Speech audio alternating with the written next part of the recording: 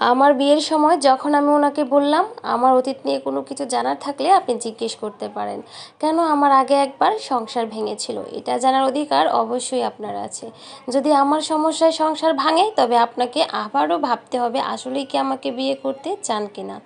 জবাবে উনি বলেছিলেন, আমার কোনো কিছু জানার ইচ্ছে নেই এবং অতীত নিয়ে মাথা ব্যথাও নেই, এবং আপনার কাছে অনুরোধ থাকবে আপনি কখনোই শুধু আমার কাছে না বরং কারো কাছে আপনার অতীত নিয়ে জিকির করবেন না। আপনার অতীতে যাই হয়ে যাক না কেন এসব নিয়ে আমি কখনো ঘাঁটতে চাই না, আপনিও আমাকে ঘাঁটানোর চেষ্টা করবেন না।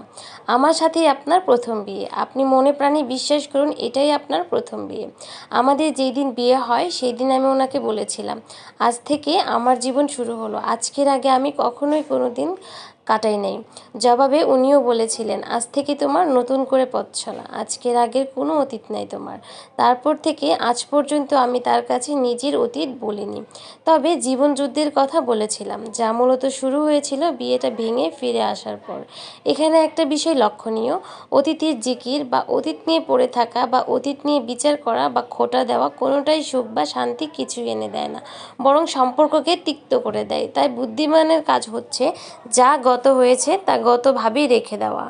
এভাবেই হচ্ছে আমাদের সংসার জীবনটা শুরু হয়, আর আমরা খুব ভালোভাবেই আমাদের সংসারটা করতেছিলাম, কোনো প্রকার প্রবলেম ছিল না, দুজন দুজনকে বুঝতে চেষ্টা করতাম, আগে আমাদের জীবনে কি হয়েছিল না হয়েছিল সেটা একবারও ভাবতে চাইনি আমরা।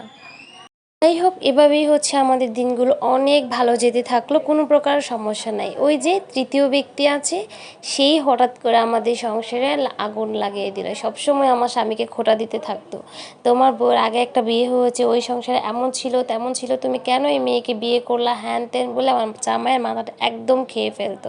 এভাবেই হচ্ছে আমার সংসারে অশান্তি শুরু হয়ে যায়।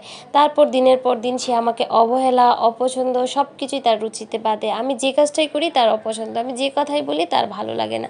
এভাবেই হচ্ছে আমাদের সংসারটা ধীরে ধীরে নষ্ট হতে থাকে। একটা সময় এসে তো সে পরনারীতে আসক্ত হয়ে যায়, আমাকে তার একদমই ভালো লাগে না। এখন আমি সিঙ্গেলই আছি, উনি আমাকে ডিভোর্স দিয়ে দিছে। এখন আমি একাই থাকছি, বাবা মার কাছেও যাইনি, বলবে যে আমি তো খারাপ, না হলে দুইটা বিয়ে কেন আমাকে ডিভোর্স দিল। যাই হোক, এখন আমি একা আছি, সবাই আমার জন্য দোয়া করবেন, আমাকে যেন আল্লাহ সঠিক পথ দেখায়। এটা ছিল, এই গল্পটা কিন্তু আমার জীবনের সাথে কোনো রকম মিল নেই, এটা ছিল একটা আপুর লেখা।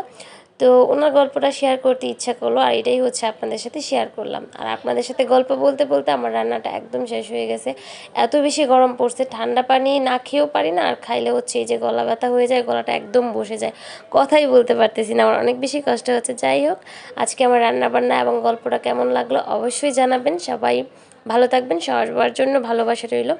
আজকের ভিডিওটা এ পর্যন্তই, আল্লাহ হাফেজ।